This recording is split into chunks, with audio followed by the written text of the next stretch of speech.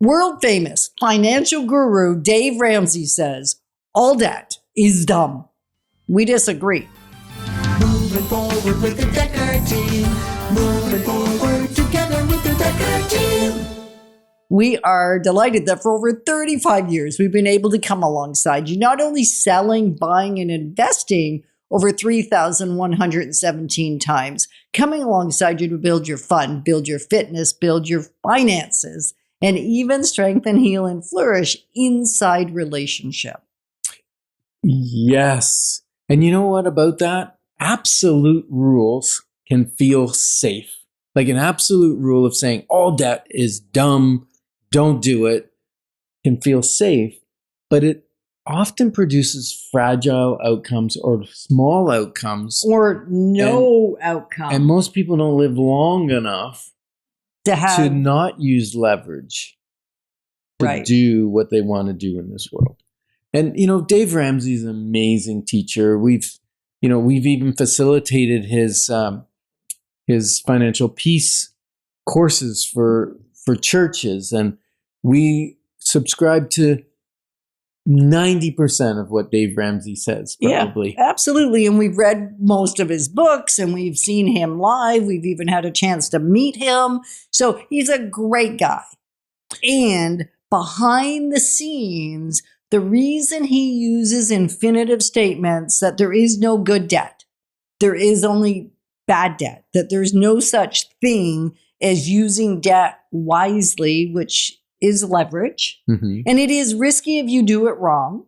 And the way he did it was highly risky. Yeah. And he lost everything. Yeah, he lost financially. He lost his home, he lost everything. Now let's look at that.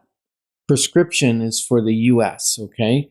And in the US, they will let you leverage a lot more than they will in Canada. Right. Secondly, in Canada, if you have a mortgage on a property and you're making the payment, they will never call that loan. They won't say you need to pay back that mortgage, right? Because you're making the payments. In the US, they have the ability to call the mortgage. And he had multiple properties highly leveraged. And the banks got nervous when there was a slight downturn in the market. Or a significant downturn. Right? And they called his mortgages. Well, then what he had to do was sell properties at a loss to pay the mortgages. And he couldn't because the mortgages were more than all the properties he had. So then he ended up losing everything. Financially, everything. And so he became the guy that says, do not borrow money for anything. And I agree, like for things like, can you buy a used car for a couple $1,000s and not go in debt and buy a new one? Yes, and it makes sense and you can do all kinds of different things.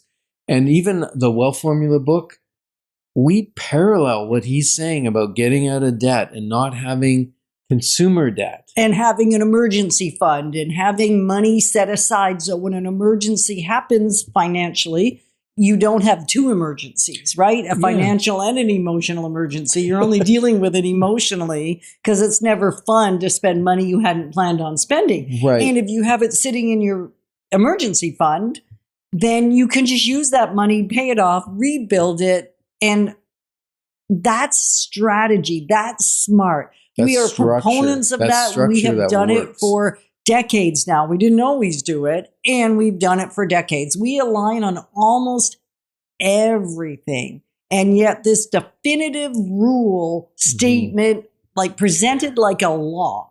Yeah, well, that's where it comes. Is dumb. Can I just say it's dumb? It is dumb. And that's where the risk comes in, right? Right. Like what you just said, to have your emergency fund, to have a bigger emergency fund, right? You have the small emergency fund, then you have a big emergency fund. That covers you if there's problems like the tenant doesn't pay the rent for a few months. Right. You don't want to have to sell that property in a hurry with a tenant that's not paying. Right. You don't want to be in distress. Yes. But if you have an emergency fund, the tenant stops paying, you can keep paying the mortgage while you figure things out. And it's wise leverage as opposed to risky leverage. Or reckless. Reckless. We don't want risk. We don't want undue risk. Is there some risk in building wealth? Yes. And if we look at it in a one-by-one case through a clarity call, you will know whether it makes sense for you or not. If you can't get to peace, don't do it. Like if you can't, with good information, with solid financial principles, if you can't get to peace, it's a bad idea for you. We are not saying this is for everybody, but Statistic Canada says what? Well, it says traditional financial portfolios, that's like stock market, bonds, that kind of thing, loses its resilience when you don't diversify. And diversify means putting money into real estate as well. Like you look at mutual funds, like my grandmother said, don't put money in the stock market unless you can afford to lose it. Well, guess what a mutual fund is? It's just a group of stocks in the stock market. When the stock market has a dive, mutual funds dive with it because they're made up of stocks. And with stocks, you're investing in somebody else's business, not your own personal business. You have zero control of what happens during that business or to that business or what they do, the business decisions they make. You have zero control, zero effort as well, but it has its own risk that way, right? Right. Real estate, you can't control the market. You can't necessarily control the tenant, although you can control tenant selection. Yes, you can. You have control of what you do with that property, whether you improve it, whether you increase the rent, whether you change the tenant out, whether you...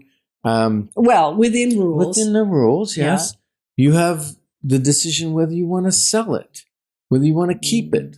What's your, way more control of something like that than a mutual fund. Right. So we are not proponents of leveraging to buy stocks.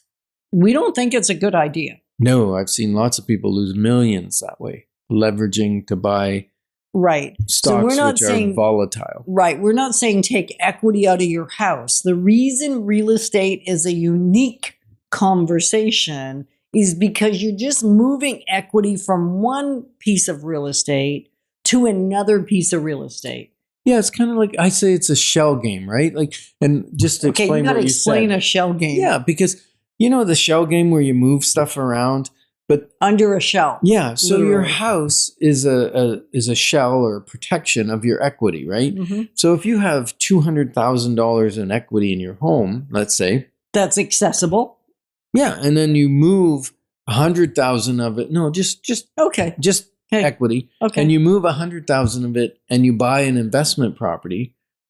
You have 100,000 under this house and 100,000 under this investment property. You still have $200,000 of equity. It's just spread out a little more, and that gives you options and it gives you leverage because both those properties over time tend to go up in value. Right. So they're going up in value. 2 mortgages are being paid down instead of 1 mortgage. Rent is coming in likely from the one property. Mm-hmm. You're living in the other one, or you may be somebody that lives in a very inexpensive rental and you rent out both properties. Like there's nothing that stops you from doing that. Mm-hmm. You can take equity from an investment property and spread it out into 2 investment properties. Yeah. So wealth grows when equity is stewarded wisely, not when it's locked away in fear. And thanks for joining us on Life's Inside Track, because when we move forward together, we've got this. Moving forward with the Dekker team.